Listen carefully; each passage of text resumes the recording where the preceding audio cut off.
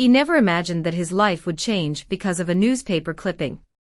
The ad was tucked away at the very bottom of the property listings, almost as if it had been deliberately hidden there.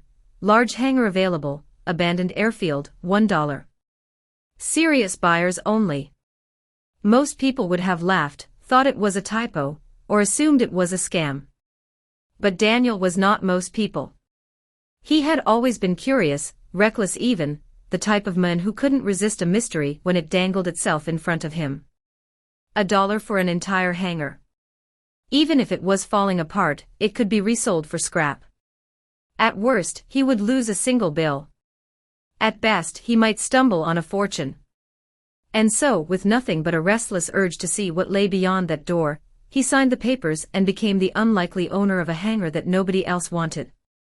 The airfield itself was a graveyard of forgotten machines. The runway was cracked and broken, weeds growing like stubborn fingers through its concrete veins. Rusted lamp posts leaned at odd angles, their bulbs shattered years ago, and the wind carried the faint scent of oil and burnt metal. The hangar stood at the far edge of the property, a hulking shadow of corrugated steel, its massive doors scarred with rust. Daniel approached it with a mixture of excitement and unease. His footsteps echoed against the silence, each crunch of gravel under his boots magnifying the emptiness around him. He placed his hand against the cold metal of the door and froze. Beneath the rough surface, he felt something, a vibration, faint but steady, like the heartbeat of a sleeping beast. He swallowed hard, telling himself it was nothing more than wind rattling inside. Yet as the doors creaked open with a deafening groan, Daniel's instinct screamed that he had just stepped into something far beyond his understanding. The inside of the hangar smelled of age and dust, a mixture of rust, oil, and something older, something that made the hair on his arms rise. His flashlight beam cut through the darkness, and what it revealed stole the air from his lungs. At the center of the hangar lay a shape too large and too alien to ignore. It wasn't a plane. At least, not any kind of plane Daniel had ever seen before. Its body stretched across the concrete like the corpse of a fallen titan, wings torn and jagged, its one sleek surface scarred by time and battle. Symbols, strange and otherworldly, ran across the hull, faintly glowing as though reacting to his presence. Daniel stepped closer, unable to resist, every nerve in his body screaming that this was something extraordinary. This was a warship but not of Earth. For a moment, his mind spun with possibilities. A government secret. An experimental aircraft from decades past. Or something far more dangerous, something not human at all. His flashlight flickered as he circled the ship, and that was when he noticed the chains. The warship wasn't merely lying there abandoned.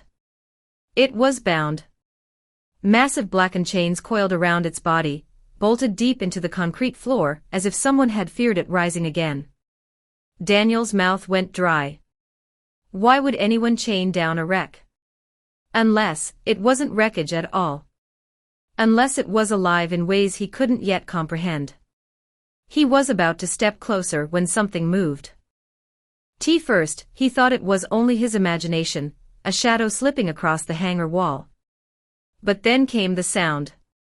A hiss, low and sharp, echoing through the vast chamber. His beam snapped toward it, and his heart lurched. Emerging from the darkness was a figure unlike anything he had ever seen. Tall, lean, towering nearly 7 feet, its body gleamed as though armored with scales that shifted colors in the light. Eyes glowed faintly, piercing him with an intensity that froze him in place. Its face stretched into something between a snarl and a grin, revealing jagged teeth meant for tearing flesh. The creature moved with deliberate grace, every step sending a ripple of menace through the silence. Daniel's pulse thundered in his ears as realization sank in. This was not just a hangar. It was a prison. And the Guardian had just woken. The creature did not attack immediately. Instead, it shifted, placing itself between Daniel and the chained warship, as though its only purpose was to guard what lay behind. Its chest rose and fell with slow, controlled breaths, but its eyes never left him. Daniel's throat was dry as sand.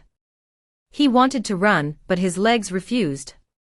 He wanted to speak, but what words could he possibly find? The silence pressed down on him until finally, the warship stirred. The chains rattled, faintly at first, then louder, as though something within was struggling against its restraints. The glowing symbols pulsed brighter, reacting to his presence, or perhaps to the guardian that now hissed and shifted closer to him. For the first time, Daniel realized the terrible truth: he hadn't bought property. He had bought responsibility for something ancient, something imprisoned, and something dangerous enough to need a monster to keep it locked away. Something dangerous enough to need a monster to keep it locked away. Fear tangled with fascination as he backed toward the door, yet something deep inside him resisted the urge to flee. What was this ship? Who had chained it? And why was a creature of nightmares bound to watch over it? His mind raced with questions, but the answers would not come easily. That night, he dreamed of fire in the skies, of armies clashing across alien stars, and of the warship alive and whole, carving through fleets with blinding light. He woke drenched in sweat, the sound of rattling chains still echoing in his ears. Yet even in his fear, he felt an undeniable pull, as though the ship was calling to him, whispering promises in a language older than time. Over the following days, Daniel returned again and again, each visit peeling away layers of dread and wonder. The guardian always waited, watching him with those unblinking eyes, never speaking, never attacking, yet never leaving its post. Sometimes, Daniel swore he could hear whispers from the ship itself, not with his ears but inside his skull. They grew louder when he dared touch the glowing markings, filling his mind with flashes, visions of alien queens and kings, of battles where humans and aliens fought side by side, of betrayal and lies that had toppled empires. He saw glimpses of an alien princess crying out for help, of a marriage forged not in love but in deceit, of a queen who lied and a king who condemned. He saw humans, fragile yet defiant, rising to fight alongside beings from other stars. And above it all, he saw this warship, once the pride of its kind, now shackled in chains for crimes he could not yet understand. The Guardian began to change as well. At first, it treated him as an intruder. But as days turned into weeks, its hostility softened into something like recognition. Sometimes it stood perfectly still, allowing him to walk closer to the ship, though its eyes followed every step. Other times, it paced along the edge of the chains, as though testing his courage. Daniel spoke to it, though it never replied. Still, he began to sense a strange understanding forming between them, as though they were both prisoners of a fate neither had chosen. The warship, however, was not content with silence. Its whispers grew stronger, sharper, weaving themselves into his thoughts until he could no longer tell where his mind ended and its voice began. It promised him power, secrets, and a destiny far greater than his ordinary life.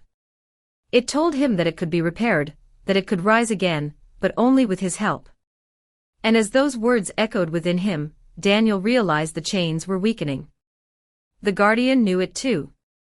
On nights when the whispers grew too loud, he would hear the creature's hiss reverberate through the hangar, a sound filled not with malice but with warning. Then came the night when everything changed. A storm raged outside, wind howling against the hangar walls, rain lashing the rusted steel. Daniel stood before the ship, trembling, his hand resting on one of the glowing symbols. The chains rattled violently, sparks of energy dancing along their length, and the whispers became a roar, "Free me, and I will show you the truth." The Guardian lunged forward with a snarl, its body crashing against the floor as it barred his way, its eyes blazing with desperate urgency. For the first time, Daniel saw fear in the creature, not of him, but of what might happen if the warship was unleashed. The realization hit him like lightning. The Guardian was not his enemy. It was a warden, a sentinel placed to ensure the ship never rose again. And if it feared the ship's release, then whatever was imprisoned here was far more terrifying than he had imagined. He staggered back, torn between the hunger for knowledge and the dread of unleashing something beyond control. Outside, thunder split the sky, and the hangar shook as though the world itself trembled at the choice he now faced. Daniel had bought the hangar for $1, but what he had truly purchased was a secret buried in chains, guarded by a nightmare, and locked away for reasons older than human history. And as the storm raged on, he understood one chilling truth: some bargains come too cheap. Because what lay within that hangar was never meant to be found, and if it ever broke free, no one on Earth would be safe.